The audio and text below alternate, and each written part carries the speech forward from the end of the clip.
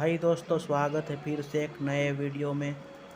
तो दोस्तों, आज मैं आपको टाइमिंग चेन के बारे में कुछ जानकारी दूंगा।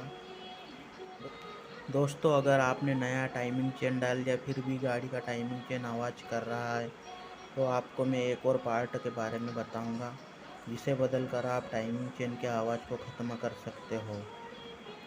दोस्तों, आपने टाइमिंग चेन रोलर सभी चीज़ बदल दिया है लेकिन आवाज़ फिर भी आ रही है, गाड़ी के साउंड से परेशान हो आप। तो दोस्तों, आप ये पुश पंप है जो गाड़ी के टाइमिंग चेन को दबा के रखता है।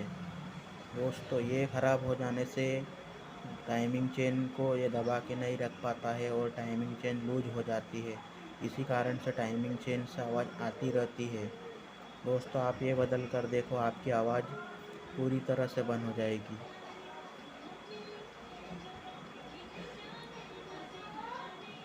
अगर यह ख़राब होगा तो आप इसमें पेट्रोल डाल कर देखिए।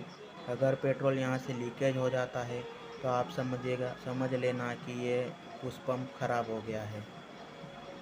तो आज की इस वीडियो में इतना ही बस दोस्तों, मिलते हैं अगले वीडियो में। Bye bye.